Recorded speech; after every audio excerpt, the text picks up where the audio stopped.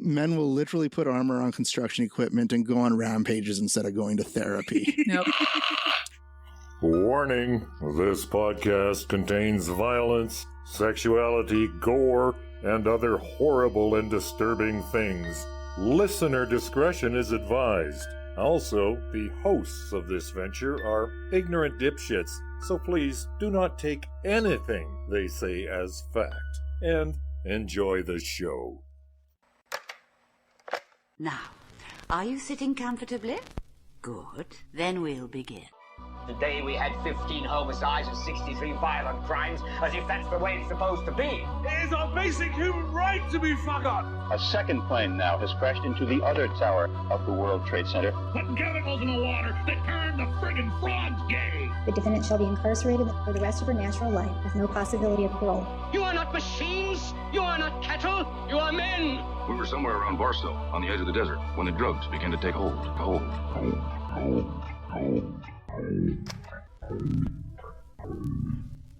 Occultae Veritatis.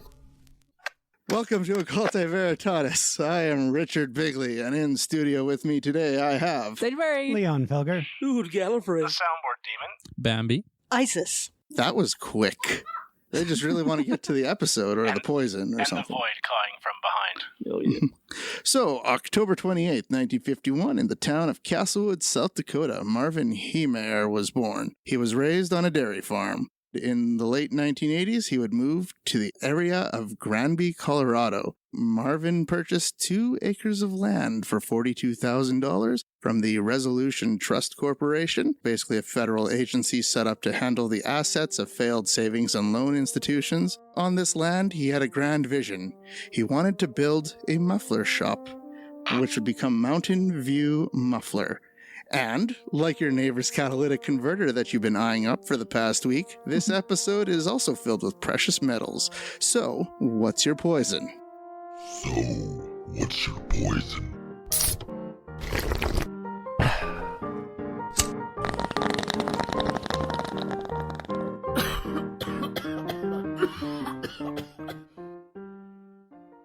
This poison is a bit of a special one. It was actually mailed to us by one of our patrons on our Patreon. His name is Big and Toasted. And I think I know what this is, and I don't think anyone else... Are you using the saw? That's rude. That's a really mean thing to do. Now he just has the knife and the saw out. Well, it's double-sided now. Oh my god. Big and Toasted has sent something... It's still not opening. Give it to me. No, I figured it out. I've been waiting to make sure something snuck its way through customs. It's right. It was what, from Chicago, Massachusetts, you said, hey? Shut up. But now the tracking info says it made it through. There's some uniquely Chicago poison on its way to the OVPOD mailbox. I apologize in advance for what my people drink. Oh, fuck. I hope it's a deep dish pizza. Somebody asked if it has an O with an umlaut on it. Fuck this shit. Let's get drunk, and it's a picture of a bird. Here, read the postcard. The fact that it's from Chicago tells me what it is. Oh, no. Okay, it says, "Hey, OVPOD, this is a longtime listener and Patreon patron. I wanted to share some poison with you from my hometown of Chicago. I apologize in advance. Cheers." It is nicely bubble wrapped. Jepson's Malort liqueur. Malort. Now, I'm not going to tell you the stories about Malort until after we've done the taste test. I've heard of Malort. 70 proof, 35% alcohol. Wow. So we're just running right in there. If you will open your container of Jepson's Malort. Friends, to Big and Toasted. Big and Toasted. Big and Toasted. Mm. Woo. Oh, yeah. That, Oh, that's really good. Oh. That invades your chest like a... Oh, wow. Jesus. I feel like I just got chloroformed. I sound like James Earl Jones now. What's happened to my mouth? It's like bitter. Well, Gabalek announced that the drink is a niche liquor, selling a small amount of cases annually. It has gained relevance with bartenders, bikers, and Chicago's Hispanic community, where it's a rite of passage. I don't have to drink it because I'm an alcoholic. In an interview with Gothamist blog Chicagoist, John Hodgman said Jepson's Malort tastes like pencil shavings and heartbreak. It does, kind of. Like, it's like bitter. It tastes kind of like ginny? Yeah, kind of like a gin. Yeah. Like that. That's what I was trying to put my finger It's extremely herbal, but it's also like so strong to the point of being noxious. Malort originated in or around Prohibition as basically being a licensed medical alcohol. So they were being allowed to be produced because it was more medical than it was. In the 1930s, Carl Jepsen began making his homemade brew. He sold it door to door for medicinal and other purposes. And one legend says he preferred the strong taste because years of smoking had dulled his taste buds. Huh. It is certainly a strong taste, high alcohol. It'll clear your chest out. I feel this great. Is good. I feel like this is medicinal. This is definitely a medicinal I feel alcohol. fortified. I Yeah. don't feel good. Yes. The Void's least favorite substance is alcohol, and kind of into this. Oh, here we go. Malort, literally moth herb, is the Swedish word for wormwood, which is the same ingredient as absinthe. Unemployed wine guy who has a TikTok series described the taste of making a Moscow Mule with Malort in place of vodka as it's like you're hanging out in a bar with your good friends, Ginger and Lime, and some drunk douchebag comes in, punches you right in the face, hard, and then when you're down, he slaps you and pees on you. Some of that pee lands in your mouth because you're begging him to stop. Malort is not as bitter as Fernet if you're having other like liqueurs and stuff like that. Yeah. Tremaine Atkinson, the founder of CH Distillery, was introduced to Malort when he first moved to Chicago, and he compared it to taking a bite out of a grapefruit and then drinking a shot of gasoline. Never tasted gasoline, but this is probably pretty close. Didn't have the refined palate that we folks at OVPOD had. That's the problem. I think Isis hated it. No, I'm a baby mouth. Isis hated man it. who likes chicken nuggets, so this is pretty. Yeah. Oh yeah, and there are Malort bars in Chicago. I like that it doesn't hurt and that you don't miss the gross. I like the gross. I'm glad I tried it once, but that's definitely enough. It was a good experience. I something unique.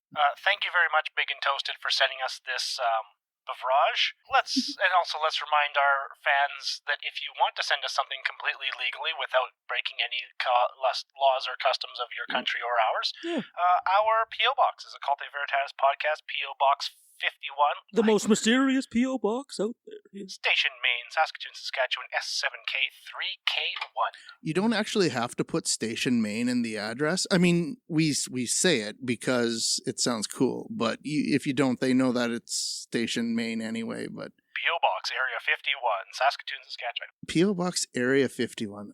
Someone just send us something, P.O. Box, Area 51, and just see what happens. Okay, I'm on it. I'm addressing the envelope as we speak. Perfect. And remember, it's often legal to send alcohol or other substances over international borders, so... Don't do it. We are legally obligated to ask you not to do that. Don't again. do drugs.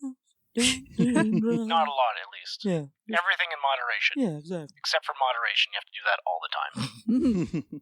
And with that...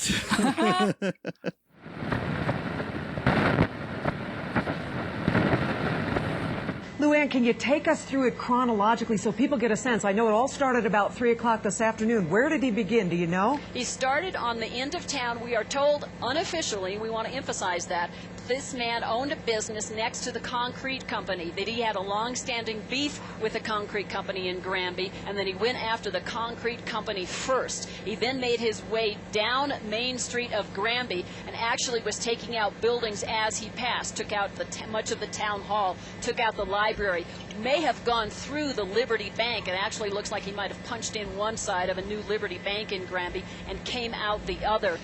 This is when we first arrived on scene, and it looked like officers standing on a hill above this earth mover turned tank were firing some pretty heavy arms at him, trying to find a weak spot, trying to find some way to immobilize. These pictures were taken at about 4 o'clock or so. This would have been about an hour into the rampage. And you can see the armor plate on the side of that. It didn't seem to matter what police officers did with the rifles and such, and they could not pierce it. This was an earth scraper they moved in to try to do some combat, to try to in some way immobilize the scraper. Almost got to where he was turning it over at that point there, but the scraper is just no match for the cat there, the caterpillar turned tank. Now, if you'll stay with us, he has just headed westbound again. This is tape. He has just again headed westbound into the downtown area. Right there, may have taken out a radiator. He doesn't stop for light poles. He doesn't stop for buildings. He takes out the corner of the Copycat store. Again, this is right in downtown Granby. And then the Gamble store next to this became another prime target. Many of the stores, the buildings, the offices that we have seen him take out apparently seem to have some rhyme or reason to him, some kind of history, some kind of ongoing gripe that we're part of his problem with the city officials and some of the other business owners in Granby. He's going to turn around here and make one last stand and shove that Caterpillar into the Bamble's appliance store. You can see he just is deliberate and determined, and nothing will stop him except his own equipment. We actually have members of the Grant County SWAT team, the Sheriff's Office SWAT team, standing on top of the Caterpillar, trying to figure out how to get in. Pilot Mike Silva, photographer David Gregg, and I have taken a poll. We've been flying collectively about 70 years in this market. We've never seen anything like this. Yeah. You know, Luann, we'd like to go now and stay with us, but we'd like to talk now with Bonnie Brown. Bonnie is joining us by telephone. And Bonnie, we understand that you are a friend, perhaps, of the man who is inside that bulldozer. Is that correct? Yes, that's correct. What can you tell us about this person? Well, he systematically is going through the different buildings. That is correct, the information about the ongoing dispute with the concrete company. And he went to Gamble's because the person who owns it was on the town council. It had to do with excessive taxes on his property that he purchased to build his muffler shop. And he talked with me about doing this back in January. People that caused him harm, that he would pay them back. And tell me about this vehicle. Did he actually say he was going to take a bulldozer and armor it? Well, he didn't say he was going to armor it. He said, I'm going to take a bulldozer and to the town.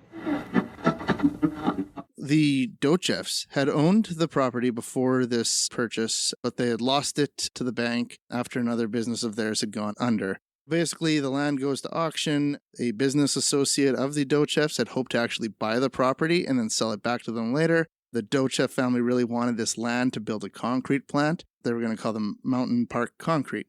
Dochefs were leasing the land, which they were currently using for the concrete plant at the time, but they wanted onto land that they actually owned and weren't leasing. So Marvin had basically outbid the Dochefs, and then he won this auction to get this land. Having lost the auction, the Dochefs bought some land nearby with the plan to eventually move their concrete plant there.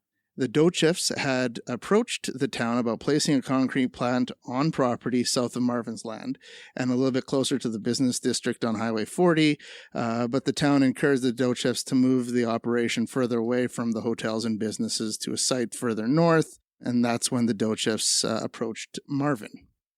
Marvin bought this land for $42,000, and they offered Marvin $250,000 for this land. Marvin agreed to this and said, yeah, that's a good idea. Sure.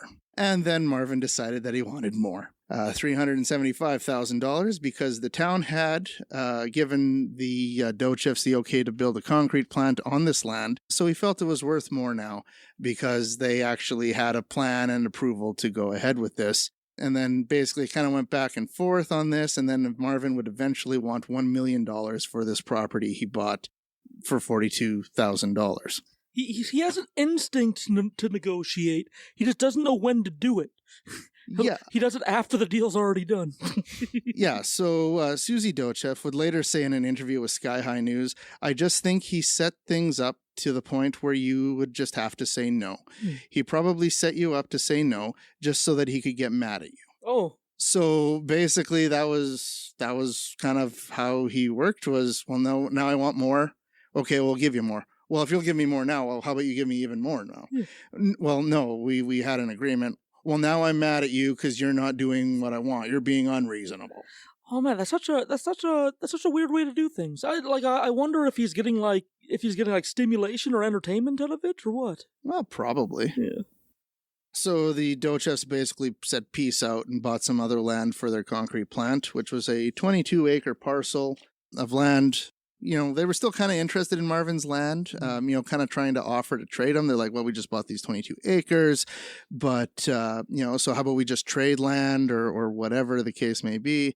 Marvin basically just kept making demands, saying that, well, I'll trade, but you've got to build me a new building on the land as well. And you got to guarantee approval of these permits and whatever. And basically the Dochefs weren't able to make this guarantee since the land had not actually been zoned yet by the town. So it's kind of hard to make guarantees about what you're getting when the town doesn't really even know what's going to be there yet. Yeah, because you can make a proposal to build something, and the town could just reject it, and then you're out like, I promised to build you a building to this guy. Mm-hmm. Yeah, it's like, well, I want you to build me a muffler shop here, and then suddenly the town's like, well, no, this is residential land. Like, you're not going to... You can't have that, yeah. You can't build it's not zoned for a muffler shop. The Dochef stopped negotiations, and Marvin did not like that. Susie Dochef further explained, he said that if you can't promise me the building in 2 acres, then I'm going to oppose this batch plant proposal all the way, and that's what he did. The batch plant being the concrete plant that they wanted to relocate to their own property. This guy sounds like such a baby. Sorry. Yeah. That in the fall of 1991, before I ever even came to Grand County, that this plan to put this concrete plant was already going into place. And in 98, this Dochef guy, he comes onto the property just south of me and puts up this big circus tent. And he starts bringing concrete down. But, he still hadn't made an offer on my property. Well, 99, I think it was, rolled around, and come to find out, he's going to try to buy the property next door to the west of me, and has a contract on it to purchase it. It's 21 acres. I believe with all my heart that both the town attorney and Daly, Rich Daly was Dochef's attorney, and the town attorney, I forget his name right now, for Granby, the same one for Grand Lake, they were in cahoots on this deal. Anyway, I tried to buy the property out from under him because I didn't want no friggin' concrete plant next to me, especially upwind of me. I mean, I was going to be right in the dust tail of this whole operation, and that wasn't going to work. Well, what happened? He started building. Had this hard-on for me that for 10 years. And anyway, well, he was doing it. That's whatever, I'm fighting for my life here because this is my future. This is my retirement. I need to get this stopped. That's a big thing up here is abuse of power. They said that to me one time that I didn't have any respect for authority, and that's not the truth at all. The truth is I have the utmost respect for authority, but they don't. They don't respect good people coming in the community. They only respect what they want.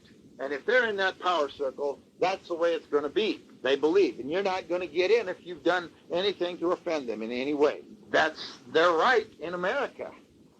But I've got my rights too. Maybe they're wrong when I exercise these rights, but I really don't care. I am going to exercise this right because we are given this freedom to do what we want to do. Well, I'm sorry, it's my future. It's my life. I am an independent business person, and only I am responsible for my future and my income and my livelihood. And they're threatening that, and they're pissed off because I'm trying to defend my property and my livelihood against this, and that doesn't make any sense. I tried to sell it to him in 97 for $250,000. He still would not come to me with a counteroffer. How many times do you have to try to deal with the man? We didn't discuss any price or anything, but, come on, Cody, be reasonable. But that's what you cannot do with people in the mountains, especially in Granby. They do not know what reason is. Reason to them is doing it their way. I am going to be unreasonable to the extent that although they probably cost me $500,000 for what the town had done to me, what the Thompsons had done to me, what the Dochefs had done to me, and what the sanitation district had done to me. That is a lot of money, and that is more money than any man should bear to lose. The town had a hard-on for Marvin Heemeyer and said, we'll get him. And they started getting me in 1992 when they kept me off the sanitation district. They started getting me when Gus Harris would not sell the property to me. They got me when Gus Harris sold the property to Cody Dochev. They got me when they issued the building permit to Cody Dochev for the concrete plant and denied that it was for the concrete plant. Only their malice, their resentment towards the outsiders, was their motive for making sure that concrete got in town. And it's just uncanny. After it got started, how I tried to stop it, how every time I did, I failed. It told me one thing, that God wanted these people to learn. And he knew that I eventually would get to the point where I wouldn't put up with what they were taking away from me, for what they had denied me. God knew Marv Heemeyer very well. So according to ABC 7 News, his friend said that Heemeyer loved to weld. The property contained a corrugated metal building where he kept his cars, his snowmobiles, and his boats. He would work on snowmobiles, and they were the talk of the town for the amount of money he had invested into the engines of his snowmobiles. He had the fastest snowmobile, and his truck had a 400 horsepower engine. Basically, locals knew him as Marv the Muffler Man. Yeah. And that's what he used on his commercials on the local TV stations. That's great alliteration. Yeah, and his skills as a welder were very well known. Yeah. He was very good at welding. You need something weld, you'd go to Marv. Marv knew how to weld. Right. This is the kind of rich person that a lot of people don't picture when they picture a rich person. Like, you picture people in mansions with, like, sports cars, but you never picture the guy with, like, a giant acres of land and, like, 10 snowmobiles, you know? Yeah. No. And like Marv's friend Pete Mitchell would be quoted as saying, he could change a muffler by himself in 20 minutes. No wasted motion. He knew what he was doing. But his friend Pete also recognized Marv's faults. Quote, that's the kind of guy he was. He was a vindictive son of a, expletive deleted. I'm assuming that he said son of a bitch, but I think he said son of an ass. Son of an ass, maybe, yeah. But yeah, there was an expletive deleted in the quote I read, so there you go. I'm assuming son of a bitch. There's this town building code requirement that if you're close to like a water and sewer line, then you need to actually be connected to it. Marvin didn't have water or sewer on his property, which was initially fine, except now that the Dochefs were getting ready to build this concrete plant on their new property, there was now water and sewer in the area, and Marvin was required to connect to it. Yeah. To connect Marv to the water and sewer in a cost-effective manner, he would have to cross the Dochefs' property with his pipes or whatever in order to hook up to the water and sewer. So according to Joe Dochev, we offered to Marv that if he dropped the lawsuits and the fight and let us proceed with the batch plant, he could connect, but Marv refused. So basically, Marv is fighting the Dochefs over this concrete plant because they initially wouldn't sell him this property for the price he wanted, and rather the price he kept changing on them, and then they eventually backed out of the deal. And so because they wouldn't buy it from him and move the concrete plant elsewhere, now Marv is trying to like cause all sorts of trouble for the Dochefs and their concrete plant. And they're like, hey, you back out of all this bullshit. You can put your pipes through our property. No problem. You'll be up to code. Everything will be good. Mm-hmm. And then Marv says no. Oh, Marv. And I says, but listen, maybe it's good that Ron's dead. And I says, well, about in 1992, your family made some decisions that financially affected my life for the rest of my life. And I can't afford it. And it cost me at least a minimum of $300,000. And I says, you need to pay me. And he says, what are you talking about? I basically told him, I said, don't play ignorant with me. And he shut right up. He says, you know what I'm talking about. I says, your family made those decisions, and I'm referring to the ones that where they kept me off, where Ron Thompson kept me off the sanitation district. I said, you know about that? And I says, you owe me. And I says, I want $300,000 from you. And he says, it'll never happen. And I says, I guarantee you, Larry, I'm going to collect. I says, it's a duty I have. I says, I basically can't call myself a man if I don't make this right. And I says, Ron died, and I think of all the money that he got, that you inherited, because he died from your father's estate, that you had all inherited, I think that you ought to probably pay me with that. And he says, not going to happen. And I says, well, I am going to collect. And I drove away. I got about 4 or 5 truck lengths away. And he basically confirmed in my mind right there that he knew what I was talking about. And he knew what had been done. Because he had one thing to say. He screamed it at me as I'm about 5 truck lengths away. He screamed, you can suck my dick. And I stopped the truck and I laughed out loud and I told him, I says, that will never happen. I've hoped, I haven't played the lottery a lot, but I've hoped that I would win the lottery. And I could forget this whole thing. I could move on because then I would have my $300,000 and I would have my life back and I could live the way I want to live. People will say that, why did he do that? He had such a good life. He had a better life than me anyway. Well, I can understand that to a point. It's not what I deserved. You meddled in my business and took what I deserved away.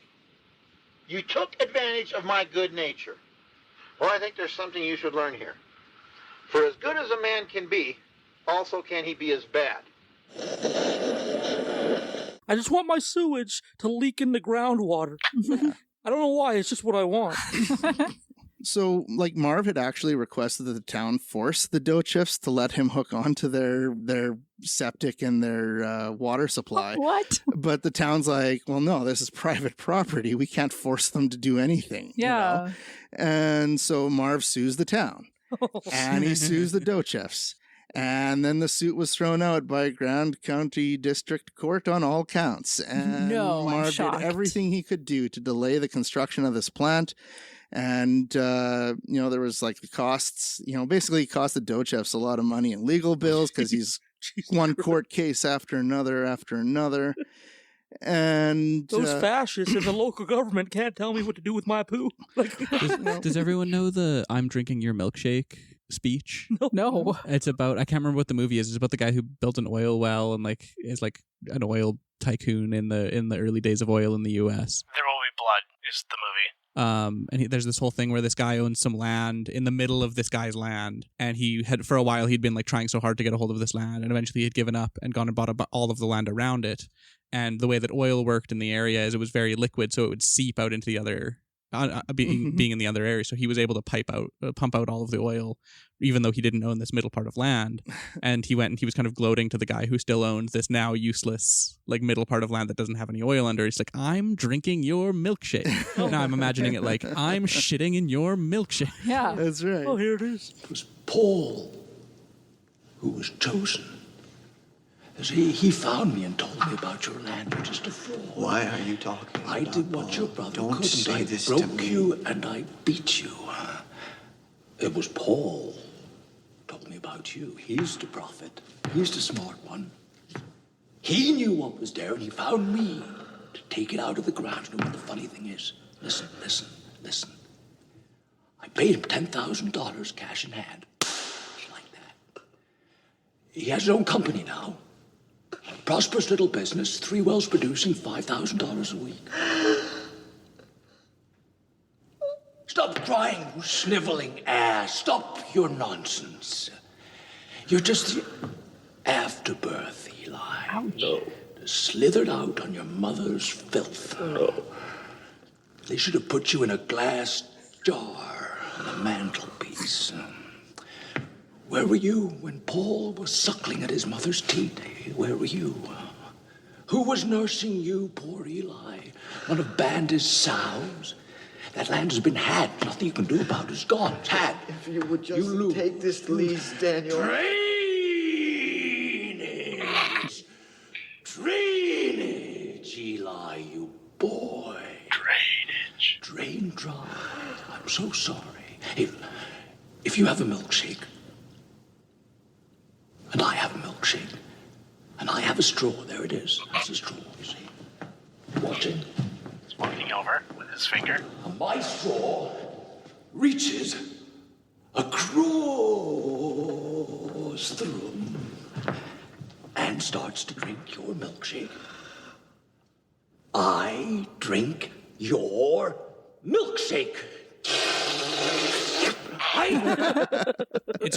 It is a good movie. It is really depressing. It's a capitalism truth. Like, oh, this is what it is. Yeah. This is how people do it. Oh yeah. So basically Marv did everything he could to like fire people up about this concrete plant. So like during the hearings, like the town has a proposal. They say, hey, everyone come talk to us about this proposal. Here's what we want to do. We want to build a concrete plant on this particular piece of land.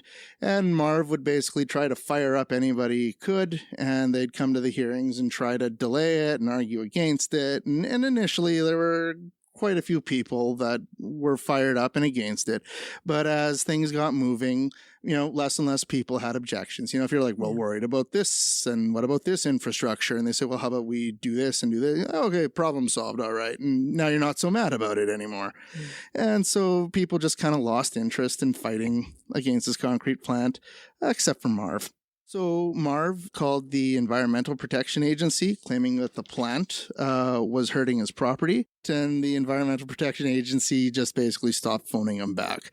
So the town approved the concrete plant, and Marvin still had to connect to the water and sewer supply, which he refused to do. And I mean, I kind of do understand why, because it is expensive, but at the same time, there was a cheaper option to just hook on via the concrete plant, which he also refused to do. Yeah, he had that option. So like, hey, well, we'll just do this and you can use our pipes and it'll be fine. And he's like, no. Just a petty bitch. Yeah.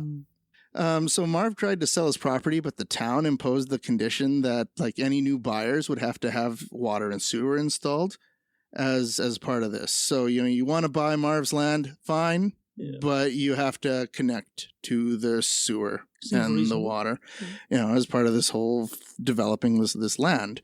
That was that. Marv would also be fined by the court for contempt because he would refuse to follow the law. He was also fined at one point $2,500 for not having a septic tank. Marv basically just dumped his sewage into a concrete mixing tank in the muffler shop property. And there was no leach field attached to this tank. Just like a giant bucket of shit? Yeah, pretty much. When he did pay the fine, according to the town manager, Tom Hale, he enclosed a note with his check saying cowards. And I'm sure we all know someone who feels that they are above the law. We all know someone kind of like that, I'm sure. Yeah. So on November 26, 2003, Marv finally did sell the property for $400,000. But that was one of those things that said, God, if it brings $450,000, I'm out of here. I'm done. I'll forget it. I'll live. I'll get on with my life. It did bring it. It didn't bring it. It just amazes me that it didn't, because I was so close. If I would have gotten a bid of $450,000, I would have netted $5,000 more than I actually netted. Is that what it cost for you people to not pay? Because what I'm going to do is going to be worth way more than the $5,000. Now, did my buying that property make you desperate? It shouldn't have. My buying that property should have had no influence on you whatsoever. You should have realized it for what it was and moved on. But it did make you malicious and hateful. And you came after me. And I tried to protect my property, to protect the peace and quiet. Why did they get the easements and I didn't? It was because of malice and hate. Why was I so unsuccessful in protecting my property? Because you people needed to be taught a lesson. You all along were thinking that I was the person that needed to be taught a lesson. You were going to show me how it worked in Granby, Colorado, how the real world worked. laughed at the people that were doing it to me, because you know it's going to come back to haunt them, one way or another. But this time, I'm not walking away from it. The real world is going to come back and slap you in the face like you have never been slapped before. And maybe that will make you think the next time, a generation from now, when you start screwing an outsider. And as part of this sale, he was still allowed access to the metal shed that he built on this property, basically up until May 31st, 2004. The shed contained a home-built crane made of thick piping and a cement mixer, empty sacks of concrete, and welding equipment, and also inside was a makeshift sleeping area with a cot, blanket, and refrigerator. Travis Buss, who was now the property owner, had indicated that he had never really seen Marvin coming or going from this metal shed that he had still had access to. Also in the shed was a Komatsu D355A bulldozer. And that's one hell of a bulldozer, if you know bulldozers, eh? Yeah, that's right. So it was a machine that would end up being dubbed the Killdozer. Yes. Now, I'm sure many listeners have heard of this guy and some version of his story on the internet. Like, it usually depicts Marvin as a guy who just got dicked around by the government too much and then went on a rampage and, sought revenge only against those who wronged him. He didn't kill anyone. He just destroyed property. He got dicked around and pushed to his limits by this, big, bloated, mean government. And, yeah, sometimes they just sort of try to justify it by saying things like, well, the town took an easement or blocked an easement on his property, which caused him to have to shut down his muffler shop.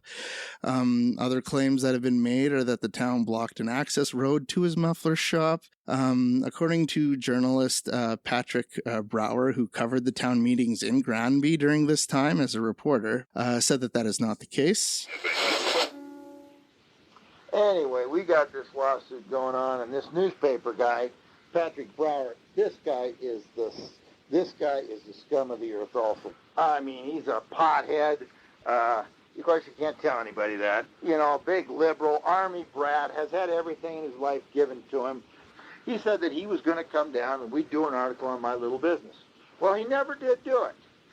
He was doing everything he could to keep me from getting any additional publicity. But this guy hated me because when I first came up here in 91, the gambling issue was getting started up here. And I'm just sitting around my condo reading this newspaper, and this guy is just blasting, belittling him and slandering him as far as I was concerned, just making the pro gamblers look like fools. After he blasted some people that I knew here in town, I wrote him a letter and, told him, hey, this is America, leave these people alone, this needs, you don't have to be making them look like some kind of fools, In a 2018 blog post, he writes, "At no point did the town close, take, or block an easement to Heemeyer's property. He had easy access to that property right up to the day he sold it in 2003, 6 months before his rampage. That easement and access continued to exist long after he sold the property until the current owners fenced it off 6 years ago." So on blocking access to his muffler shop, Patrick says, "This is simply flat out wrong. Never at any point in any of the proceedings did Marv lose an access to his muffler shop, either by the actions of the batch plant owners or by the town. Never. And in response to the claims that Marvin had to close his business, quote, the truth is he chose to shut down his business all on his own for no apparent reason other than that he wanted out so that he could move forward with his plan to terrorize and bulldoze the town. His muffler shop operated until 2002, at which point he auctioned off his equipment." Another thing that was very, very unique was, now what am I going to do with this dozer? Okay, I had it up on the driveway for sale, and according to the Ritchie Brothers auction sales at that time, that dozer was selling nationally for as much as $43,000. I was willing at the auction to take $33,000 for it. Couldn't get a bid. I got a $20,000 bid. That was the only real bid we got. Well, I had $24,000 in it. I'm not going to sell it for that, especially when Ritchie Brothers says it's worth $43,000. So I kept the dozer. And I'm carrying it in God's name, I believe. I truly believe this. I would have been caught. Something would have happened. I mean, there's still some time left. It still may not happen. It could be that the day it does start, the machine quits before I even get out of the building. It may quit right after I get out of the building. It may quit halfway through what I want to do, you know? And that's where it's supposed to stop, because God will have stopped it. The machine will do one of 2 or 3 times. You're either going to blow me right off the fucking streets, I'm going to have a heart attack and die, because I'm all pumped up. The machine's going to break. Or maybe it'll go all day and I'll run out of fuel. I don't know. I got a lot of fuel in that thing, let me tell you. People ask me, what am I doing? Oh, I'm not doing anything.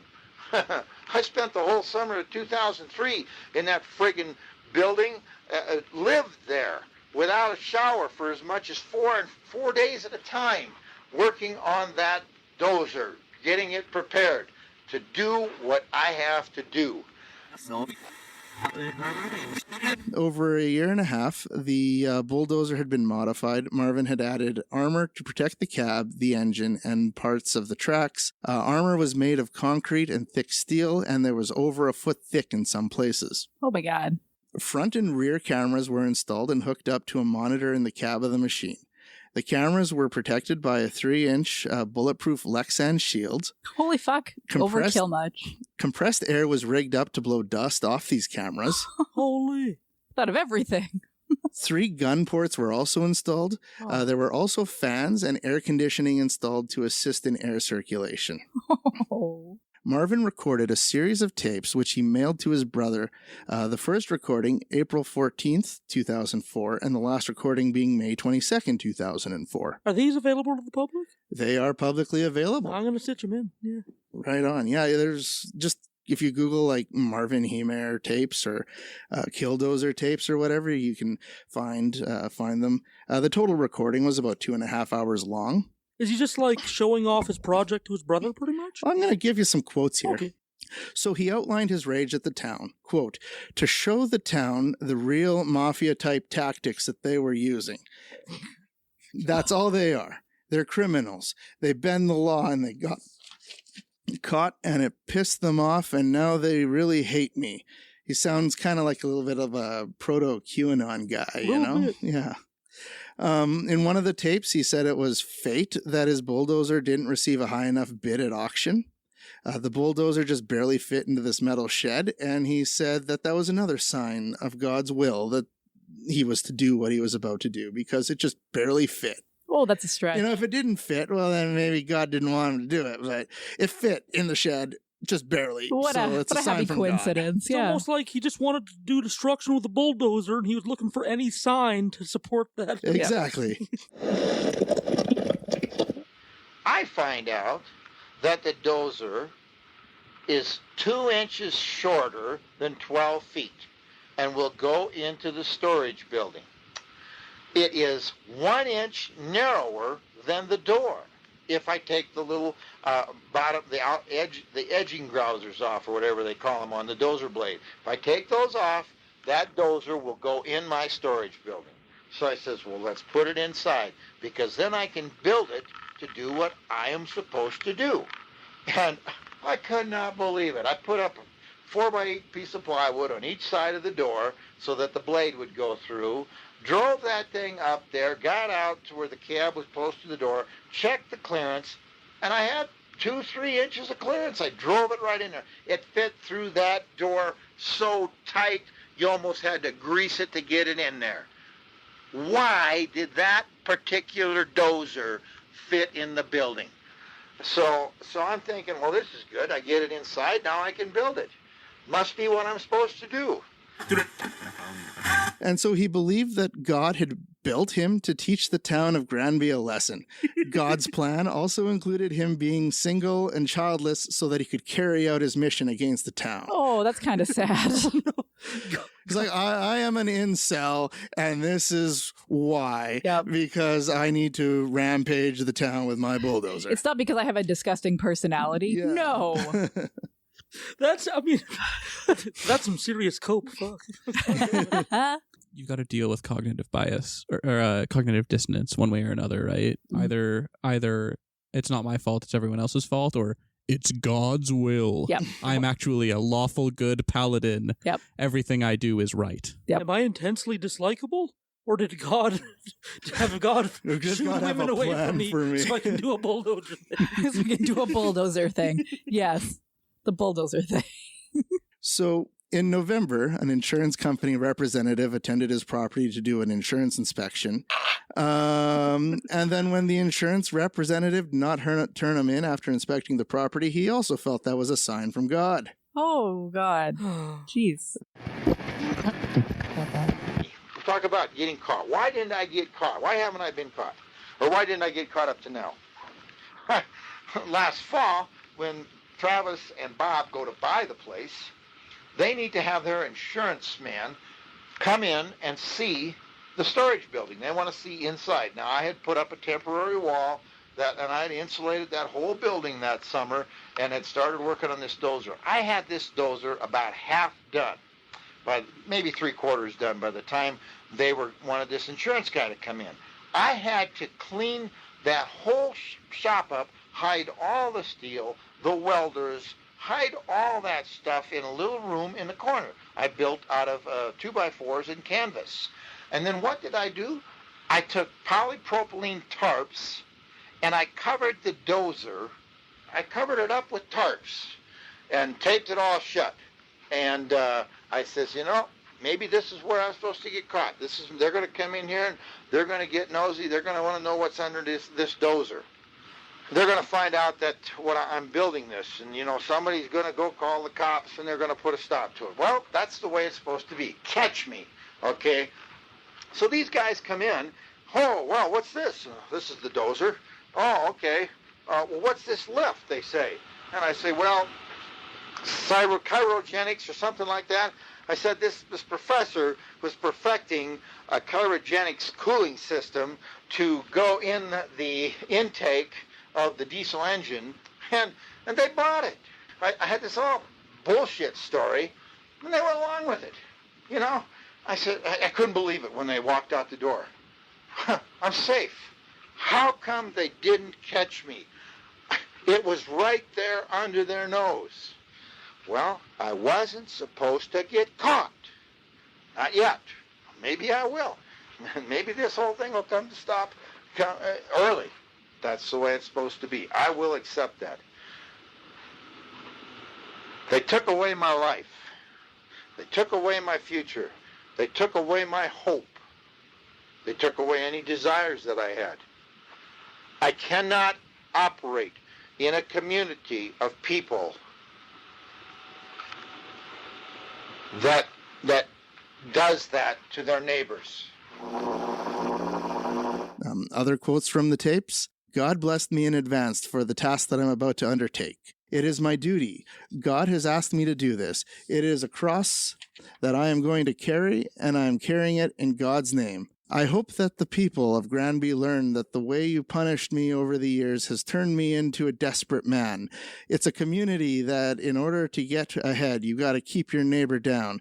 You've got to be bad mouthing everybody. We've learned our lesson. We will not be installing any new sewage lines. This town will become a giant poopy sinkhole in a couple years, but we won't anger God, so... Septic tanks are no longer required. Yep. Because of your anger, because of your malice, because of your hate, you would not work with me. I'm going to sacrifice my life, my miserable future that you gave me to show that what you did was wrong. Oh, my God. Now, again, remember the town was like, hey, how about you attach your plumbing to the main line? And then the concrete plant neighbors were like, hey, yeah, you can cross our property. Just please quit trying to sue us. And, he didn't accept any of that. In fact, they had said, we'll give you $250,000 or we'll give you half, $375,000 for this land you bought. Like if this were the road that he was traveling on, if the highway was like from where it started to the end, there were a great number of off ramps that Marvin could have taken to get along with people, to bring himself within compliance of the laws and the regulations and whatever and else. They weren't like shitty compromises either. Like they were fine. Yeah, they were fine options. It feels very much like people in like small towns who are like hoarders and keep a bunch of like broken down cars on their front grass and stuff like that. And people are like, hey, can we have like you clean that up because it looks bad? And then they're like, everyone hates me. And like it's very like kind of a libertarian anarchistic. It's my God-given right to have beaten down cars up there on my street. Fuck, I love tetanus.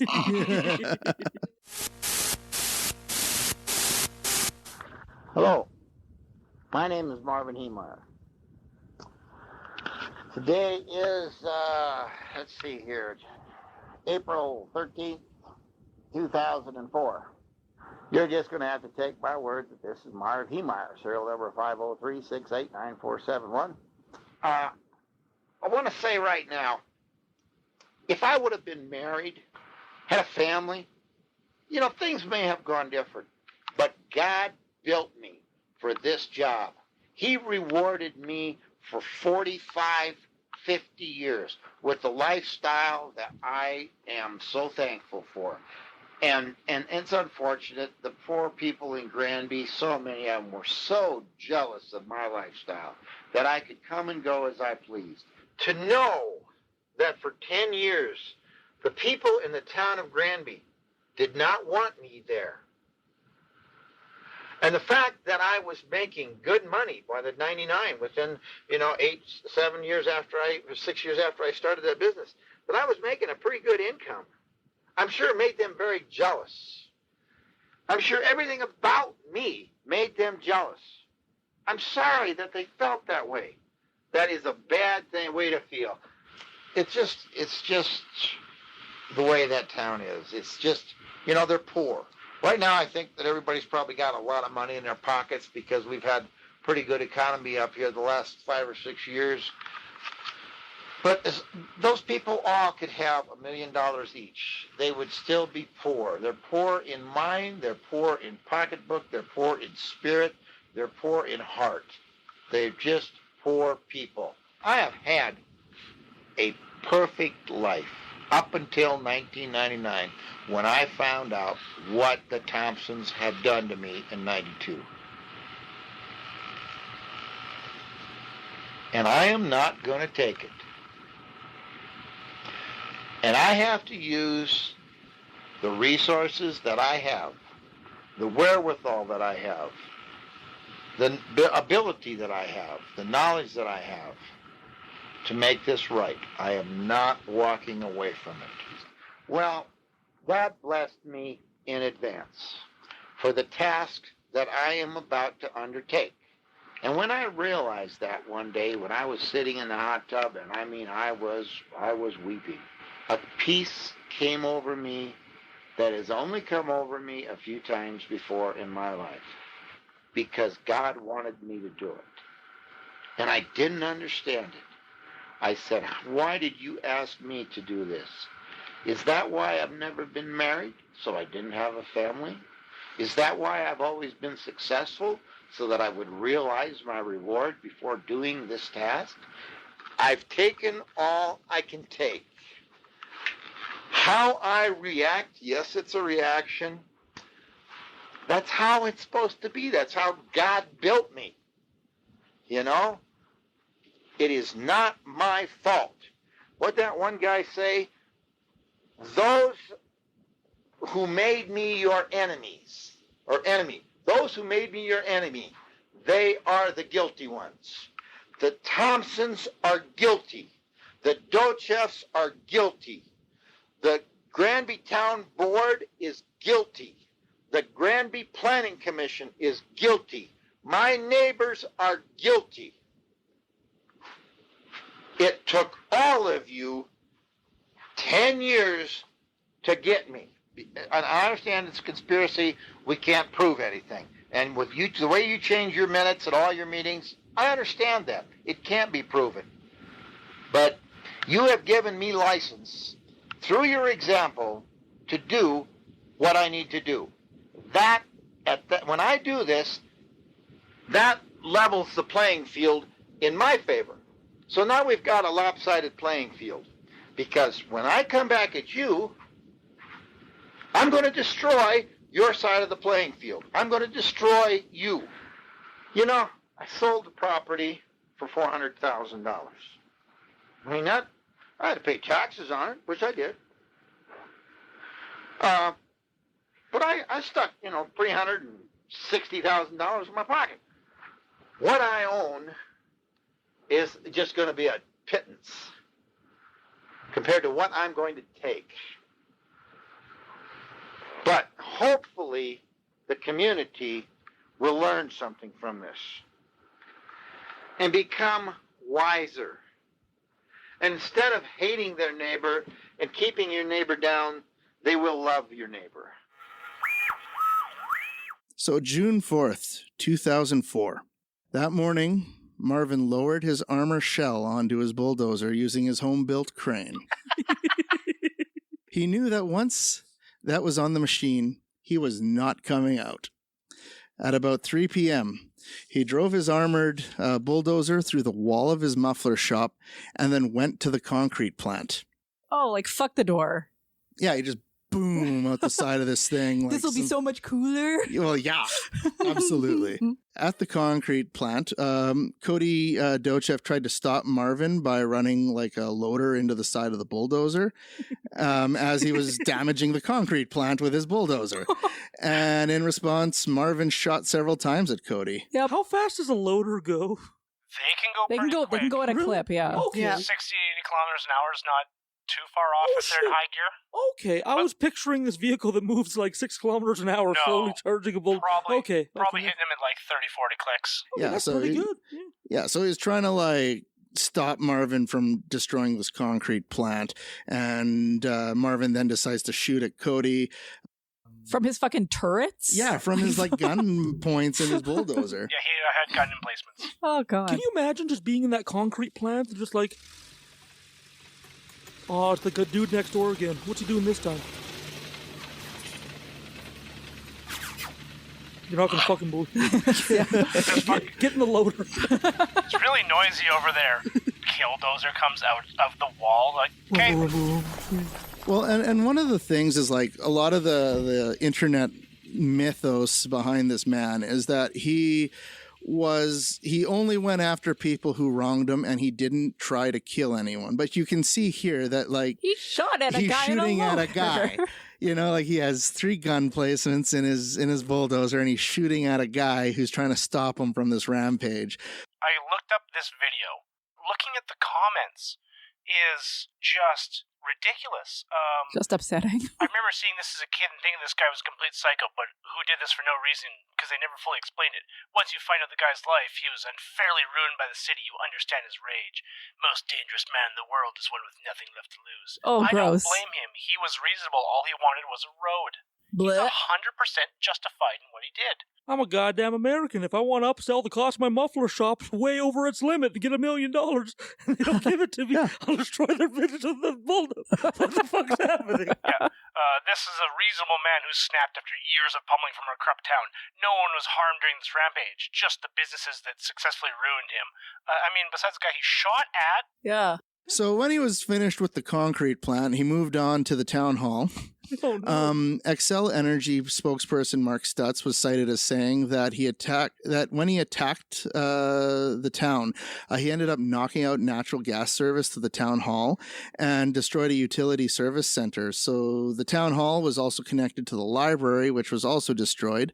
Again, this pokes a hole in the claim that only the deserving were attacked, because I don't really know what the children's program that was taking place in the library at the time when he attacked them. They were learning. It was propaganda. Yeah, I guess so. It must be a communist liberal propaganda or That's something. the one. But like, these buildings had basically been occupied with people going about their daily routine as, basically up until moments before he attacked the building.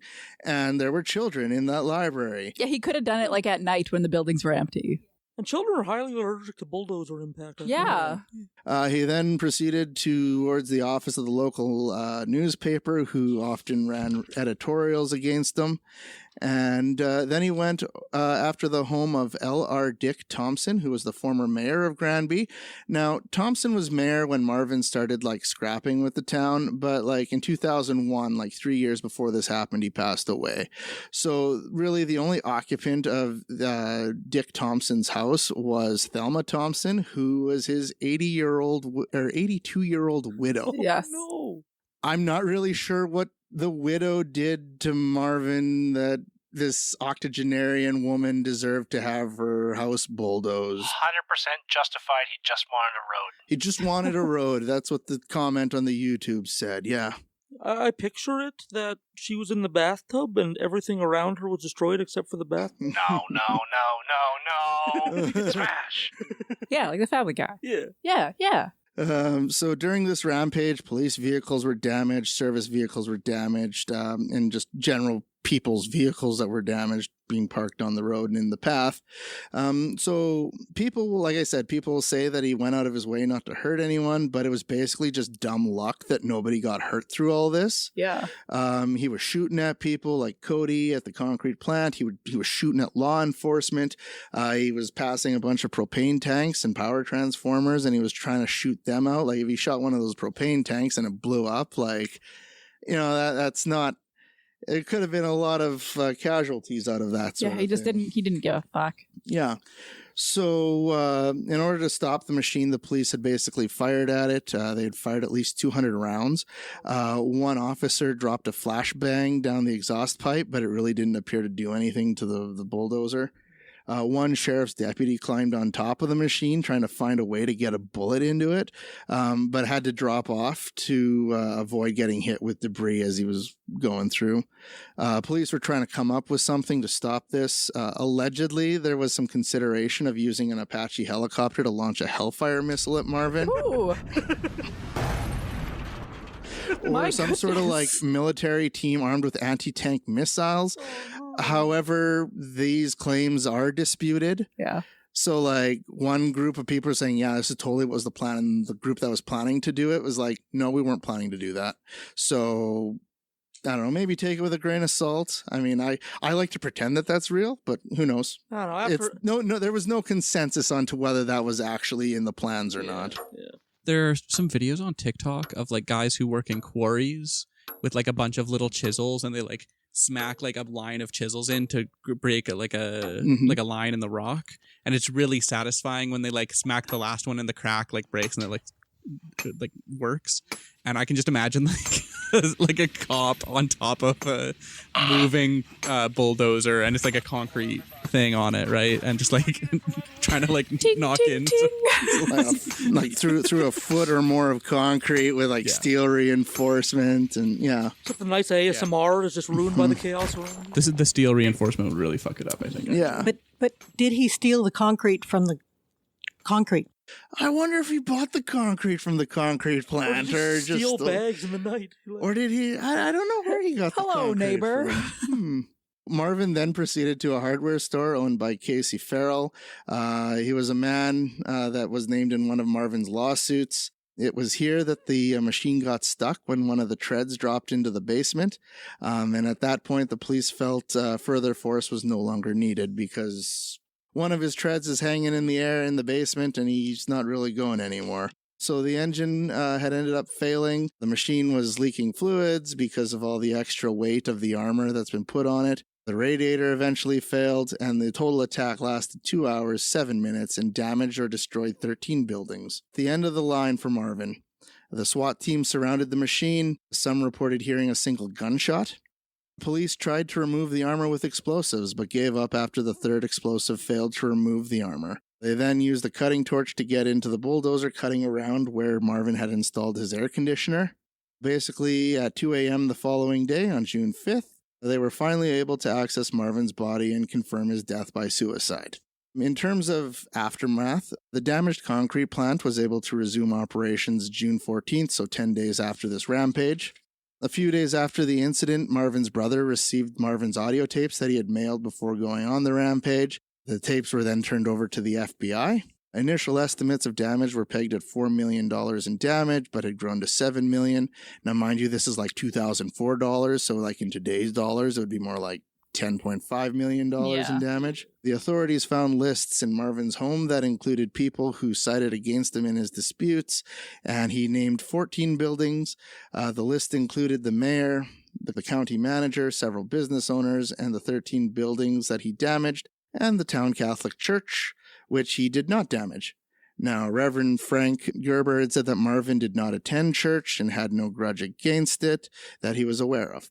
So, for some reason, he named the church in his buildings to bulldoze, but they just decided not to. He was very tired. Well, I think he ran, like when he got stuck at the hardware store, he couldn't have gone any further. Right, he ran out of steam. It sounds like even though he got stuck in the basement of the hardware store, that the bulldozer may not have kept on running for too much longer anyway, right? No, like it was leaking rad fluid and engine fluid and everything because there's all this extra weight and it's being rammed into shit and... You're leaking rad fluid. Yeah. You're so rad. I am rad. Aw, that's You sweet. can call me Daniel Radcliffe. I remember when I was volunteering for an org, and part of what we were doing to raise money was delivering phone books. I loaded up 400 phone books in my little Honda Civic, and it was scraping the pavement. And yeah, I can understand why all that extra weight would put that stress on the vehicle. Basically, I'm assuming that the church wasn't damaged because he got stuck in the hardware store. And I mean, what do-it-yourselfer hasn't been stuck in a hardware store before? Oh, no. In 2005, the bulldozer was dismantled. Casey Farrell's hardware store was underinsured, and because of that, they weren't able to rebuild it. According to a 2014 article in the Mountain Town News, what had been a hardware store with 5 employees is now an appliance and mattress store with just 2 employees. As I talked about earlier, many on the internet sought to rewrite the story, often making up facts to fit a narrative, like fake news 12 years before Trump even said it. Yep. So this process of rewriting the story of what is essentially a domestic terrorist who felt the rules and laws didn't apply to them into this story of some small business owner being bullied by the state and, Yeah, and just as the story hit the internet that day, that rewriting of the narrative just immediately started happening right then and there. I guess to quote the LA Times, the lifeless body of Marvin Heemeyer was still at the controls of the Jurassic bulldozer when the strange chatter began. For the preceding 90 minutes, he'd behaved like an imperious child who didn't get his way, avenging his wounded pride by trying to raise 13 buildings in the rustic mountain town of Granby, Colorado. But almost as soon as he'd ended the rampage by putting a bullet through his head, the former muffler shop magnate was attracting admirers. So, the anti-government crowd, the radical far right, were, all about this online. Yeah. It was happening, right? Yeah. Well, somebody registered website www.killdozer.us, and it was basically a website to honor Marvin, posting a photo of the Killdozer machine and including the words, "never forget." Oh, no. Yeah. So, I must note that this is, way kind of different for the anti-government fringe crowd, because usually they're opposed to their state government or their federal government, but now you have the anti-government crowd rallying against municipal governments. Yeah.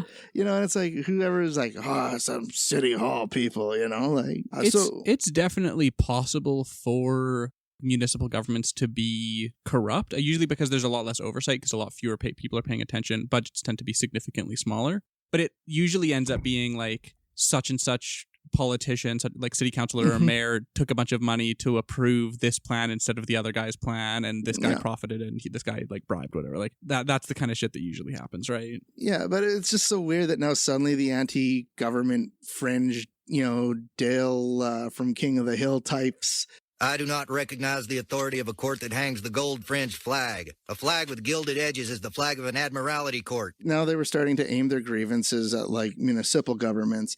And that's kind of the thing though. Like this isn't like a David versus Goliath story that's been spun online. It was just a dude mad about zoning for his own personal and financial reasons, fighting a city council of a small town of 2,200 people.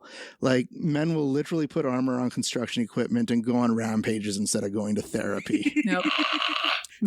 Masculinity's so fragile. Yeah, like he wasn't fighting for any sort of philosophical, anarchistic, libertarian grounds or any sort of like environmental stewardship. Like he just wanted more money for his land. He praised the almighty dollar. And that was his fight, and that's what he did. And it was like this internet mythos about him is just bullshit.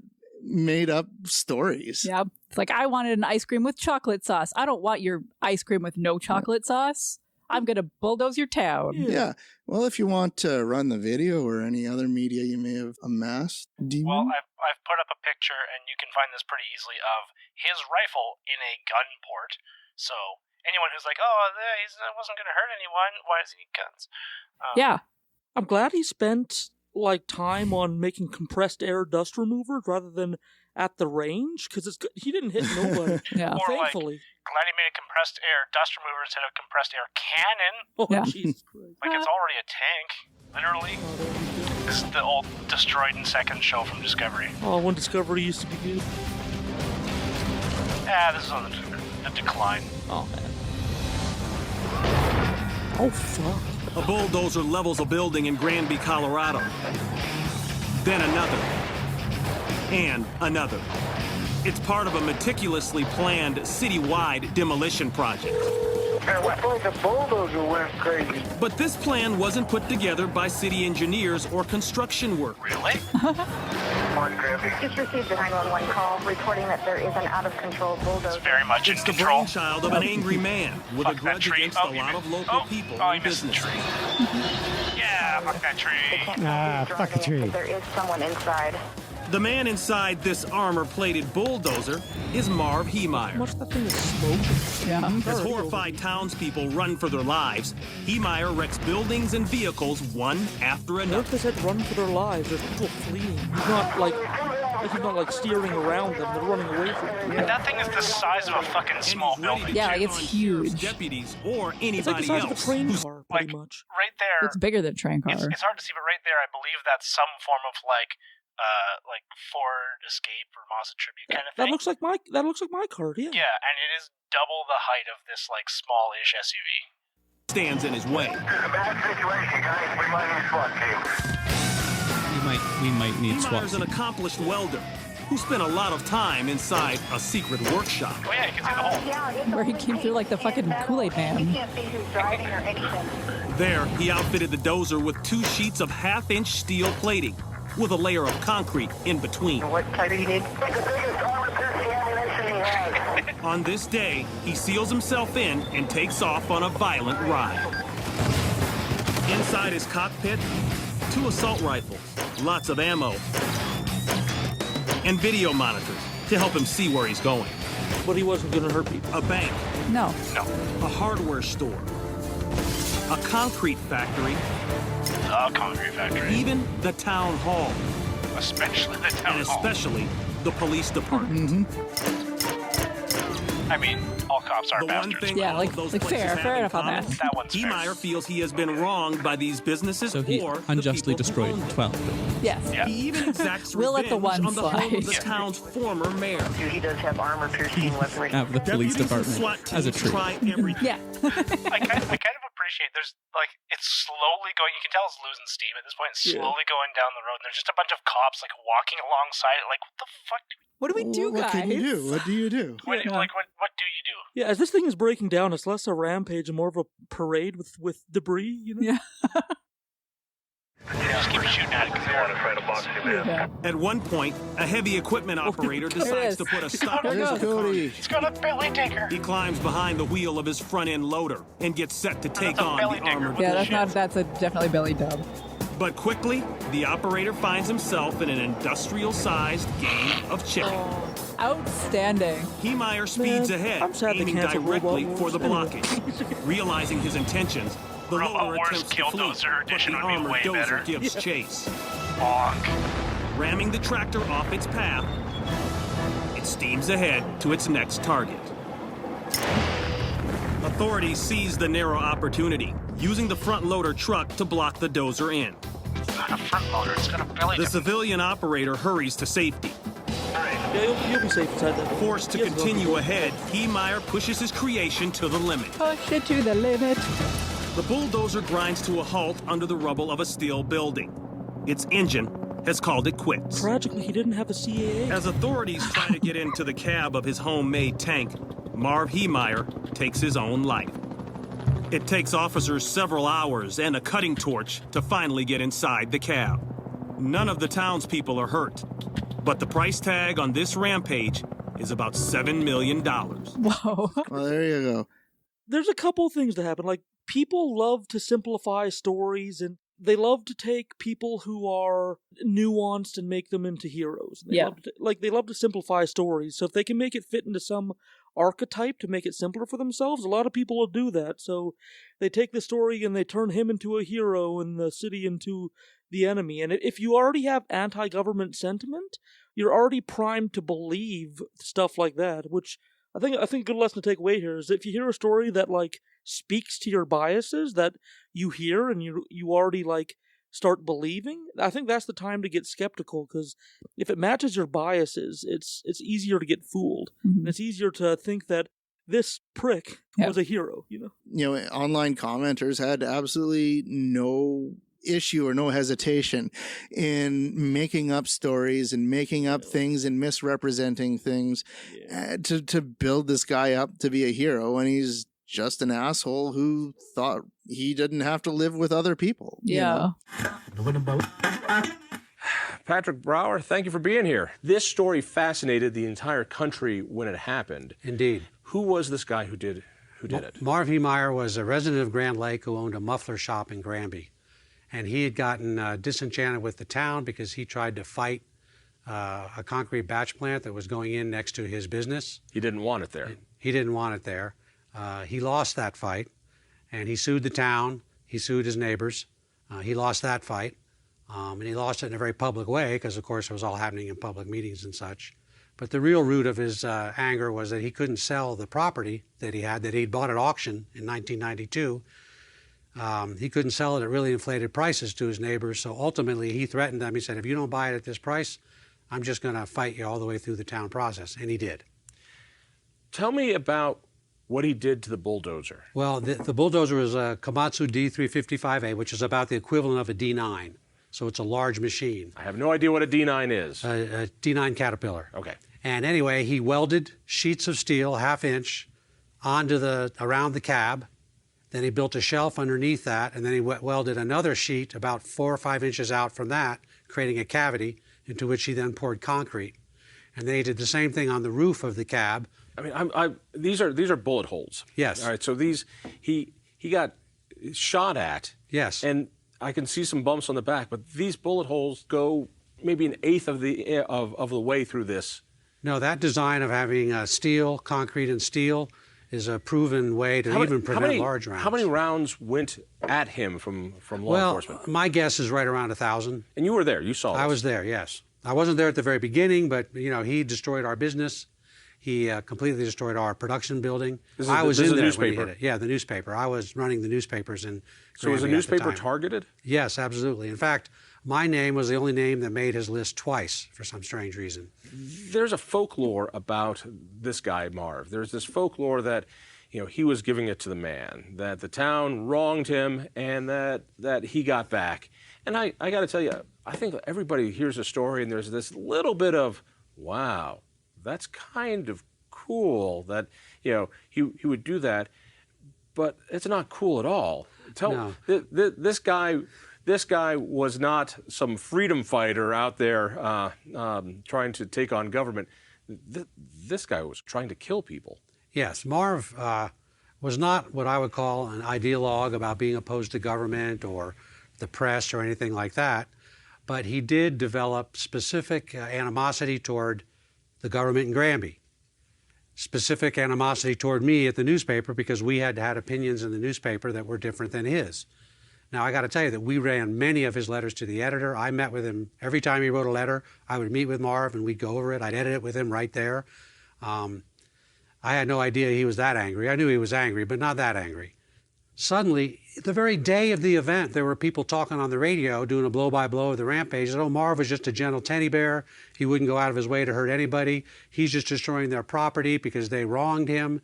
And this narrative just took off right away. And I knew that day when I was running away from my tumbling building, really it was crumbling around me, I knew that I was on the wrong side of this story because I knew people would sympathize with him because of this sort of inherent anti-government animus that exists out there. What really surprised me is still when I tell people about the event now, their first reaction is, boy, you must have done him really wrong for him to do that to you. The assumption is that somehow we really did do him wrong. And I covered all the town meetings, John. I covered Marv when he moved to Grand Lake back from '92 until the day of the event. And he didn't always get his way, but he wasn't screwed. He wasn't betrayed. Nobody went out of their way to get him. You can understand that very human thing of that fantasy you have when somebody cuts you off in traffic going, man, if money wasn't an object, I would push that guy's car right into the ditch just to show him we know that he done me wrong. I mean, everybody has those crazy thoughts. And so to hear this story and not know the details, I can understand why people go, yeah, the government wronged him, the press took him out, and so he got the last laugh, and that there's a bit of satisfaction. There's a myth out there that started 2 days after the event. A guy put up a web page. This was before social media. So the main way people got stuff going viral was by blogs, basically. This guy, a guy from Arizona, had this thing called No BS News, and he started running this stuff that said, well, the town took an easement from him around his building. This guy just made it up, but this is what he wrote. He wrote that the town took his sewer line away from him. Just made it up. He made up stuff like that Marv didn't kill himself, which he did after the rampage. He said that the police came up and killed him, and they made it look like he killed himself. He said that there were no weapons in the tank, which was blatantly, provably false. Because he was shooting out of it. He was shooting out of it, but this was all demonstrably false. But that narrative caught on, okay? People just said, yeah, he's getting back at the man. Look what they did. They really screwed him, and he didn't get his way with the town, you know. He did sue the town, and the lawsuit was thrown out on every count. He just didn't have a good fight. What he really did in his battle against his neighbors is he made that project much better than it was in the beginning, but his goal was not to make it better. It was to stop it. The Killdozer itself reminds me a lot of like Warhammer 40k orc like infrastructure that they just believe it works and it works. Like looking at it, it's like that's gonna work a long time. For those of you unfamiliar with 40k, orcs can like believe things into working. Like they can take a gun without bullets and point it and shoot it, and they make craft where the gas tank isn't even connected to the engine, but like because they believe it works anyway. On a wing and a prayer. I want that power. Yeah, no kidding. So I guess that's the actual Killdozer story. So from Occultae Veritatis, I am Richard Bigley. Savory. Leon Felger. Ood Gallifrey. The soundboard demon. Bambi. And Isis. Also the void that in this case stares into you. All right. Goodbye. Bye-bye. Love you, bye. Bye. Hello, occultists. It's time for the palate cleanser. This palate cleanser is me, Leon Felger, singing Rockin' in the Free World, originally by Neil Young. I'll see you in the after show.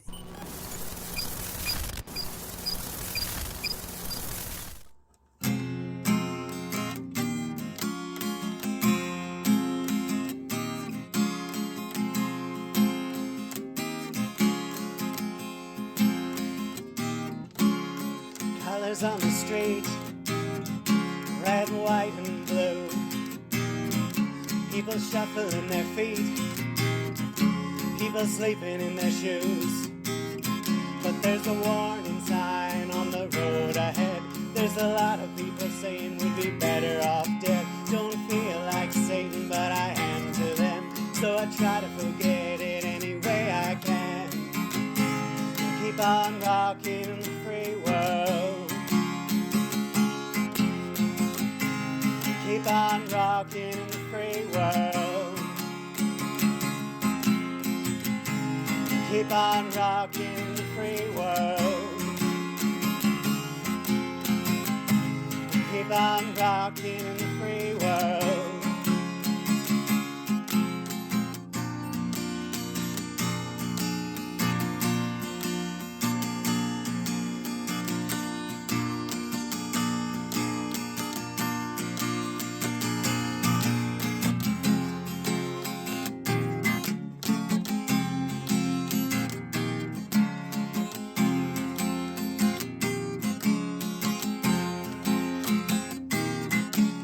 A girl in the night with a baby in her hand under an old street light near a garbage can.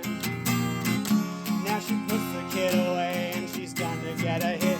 She hates her life and what she's done to hit.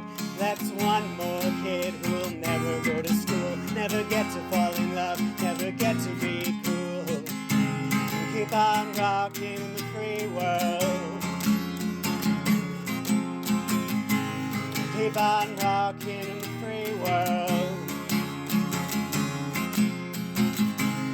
Keep on rocking in the free world. Keep on rocking in the free world.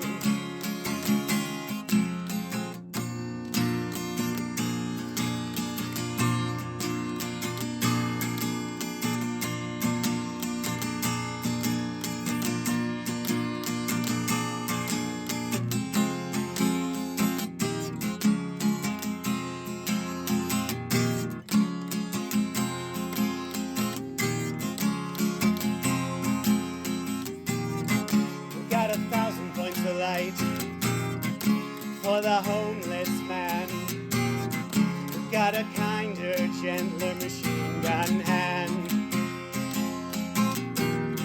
We've got department stores and toilet paper, got styrofoam boxes for the ozone layer, got a man of the people says keep hope alive, got fuel to burn, got roads to drive. Keep on rocking in the free world.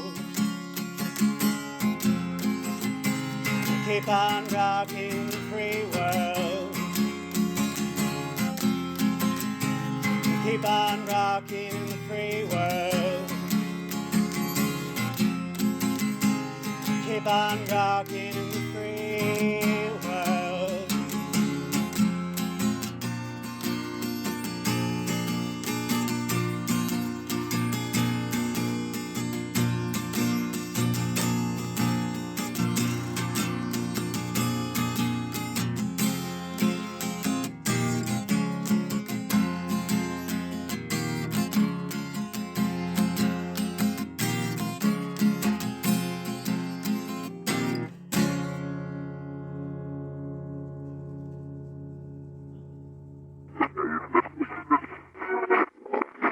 Okay, so that was pretty all right, I guess, for some talentless hack like me.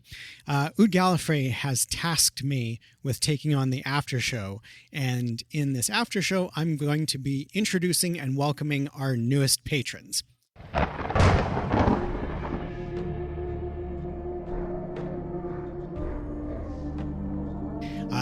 And I should note that I'm high as fuck right now, so this is going to be interesting.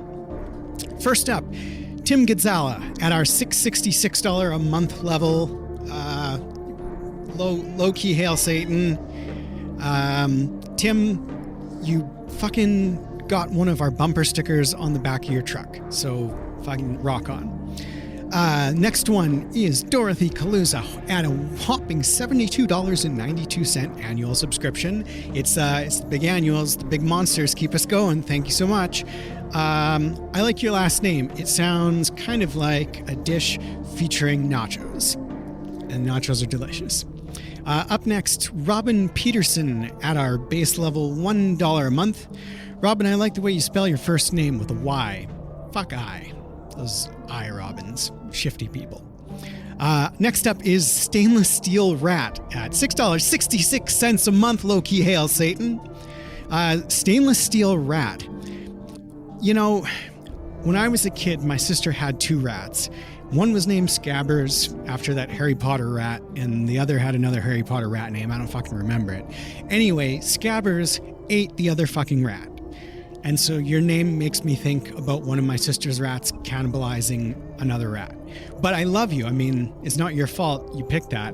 And yours is of the stainless steel variety, so whatever. Whatever. I like guinea pigs. Guinea pigs are the shit. So I would like some guinea pigs to join our Patreon. And finally, we have Jay Blakely at $6.66 a month. Low-key hail Satan. Jay, I'm curious about the origin of the spelling of your first name. You spell it J-A-E. That's very strange. That's the Korean spelling. Are you Korean? I'm not sure. Write me a letter and let me know why your name is spelled that way. One time I was at a McDonald's in Prince Albert, Saskatchewan, and there was a Korean guy working at the till, and his name was Jay, spelled J-A-E. And that's honestly the only other time I've seen it spelled like that, which is why I ask about the Korean. Cool if you are, I guess cool if you're not, whatevs. Anywho, that's the end of the after show. I am Leon Filger. Have a good night.